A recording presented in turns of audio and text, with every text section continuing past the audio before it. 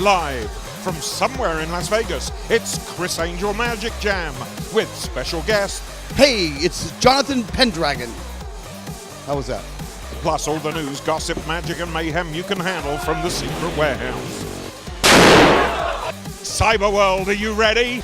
Here's the man, Chris Angel.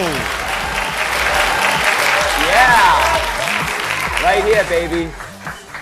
My guest today on Magic Jam has almost died literally 3 times. Got attacked by a shark, a cat, and survived being stabbed in the heart. He also did a little stint in jail, and yet he comes out as still one of the most prominent magicians in the world today. My good friend, Jonathan Pendragon, right here. What's up, buddy? Hey, pretty good. How you doing? Good, man. Thanks so much for coming down. My pleasure. All right. Pleasure. I got so much to ask you. You had such a, and still do, a prolific career. You know, I wanted to know about how this all began for you. How did you fall in love with the art of magic? Very young.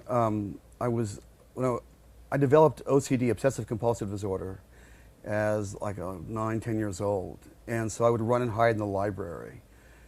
And there was this beautiful public library in Fullerton where I grew up.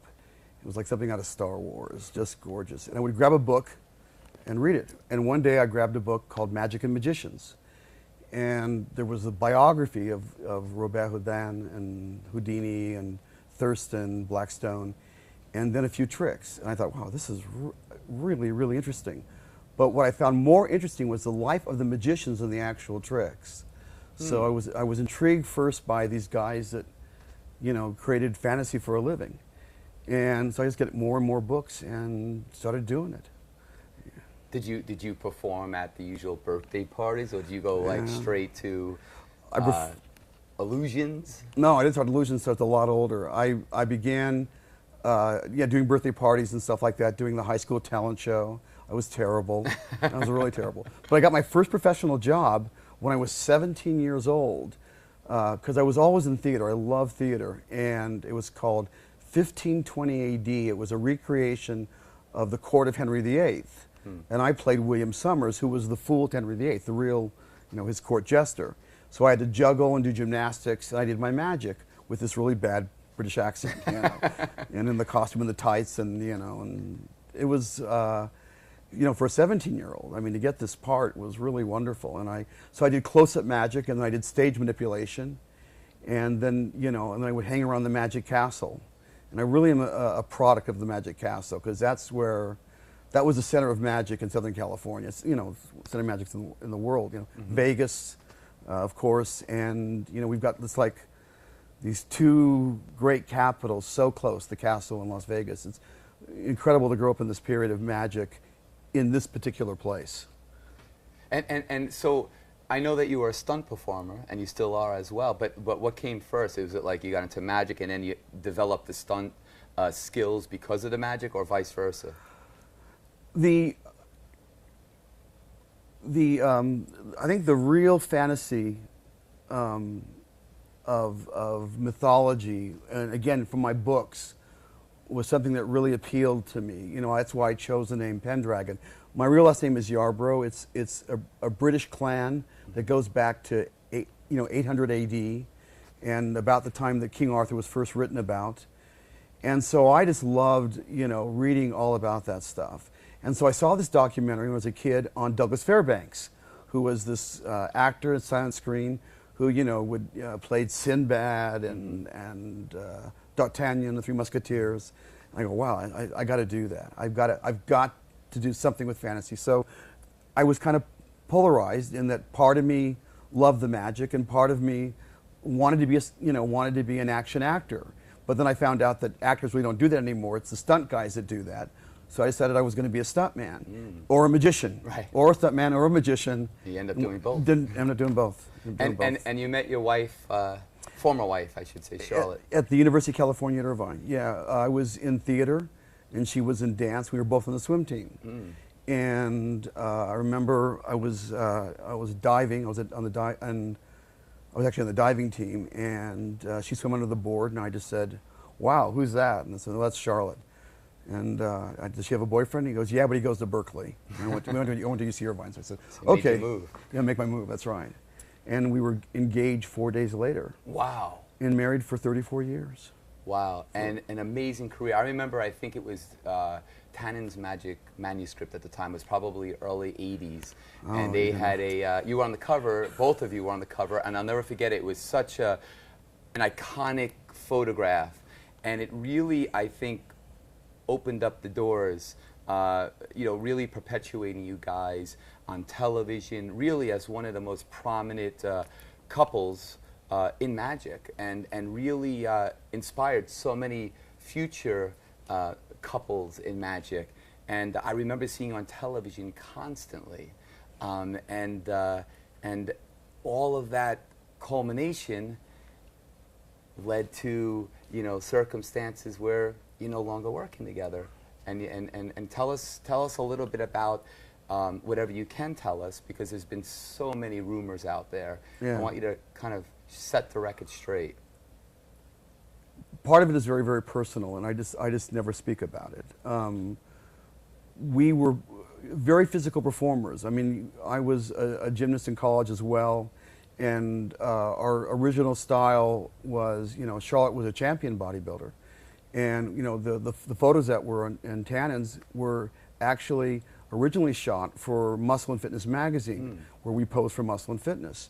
So we, had these bodies, and I had the long flowing blonde hair, and Charlotte had this huge mane of brunette hair, and no one had ever seen anything about it. But the personalities we gave were, like Greek gods, because of all the muscularity and the way we'd leap on the stage, and this incredible passion, and that takes all kinds of energy, and it takes a wear and tear on your life. And we, done this for like 33 years, and it took a toll on me. Also because I'm just, I'm an adrenaline junkie.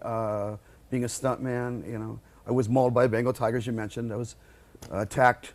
I was surfing in Australia, and I was attacked by a shark in the leg.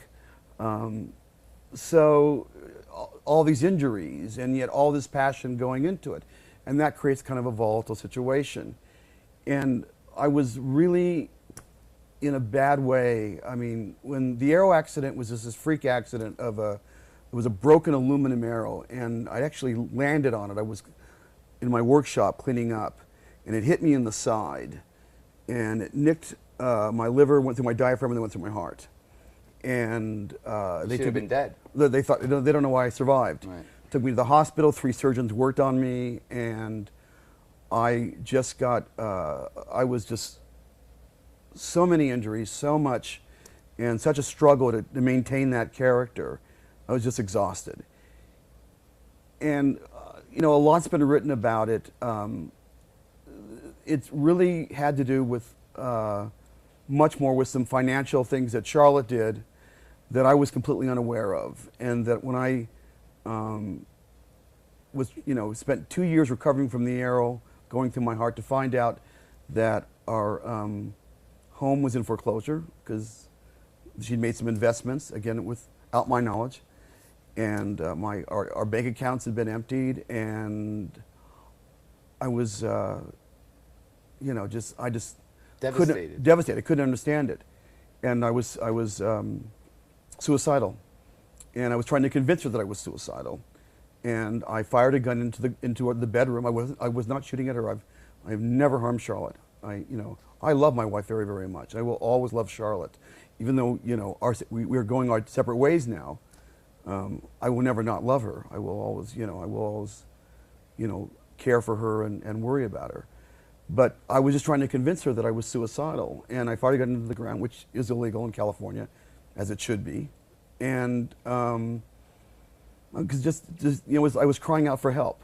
Right. Please, I spent 2 years on heavy medication trying to survive an impossible accident, to find out that I owe the IRS $200,000, and I mean, I went to see a psychiatrist, came and talked to me when I was in jail, and he went through he goes, my God, that you're still alive, that you've gone through traumatic shock of a Bengal tiger and the arrow and Yeah, financial the ruin. hearing Yeah, the situation. tinnitus.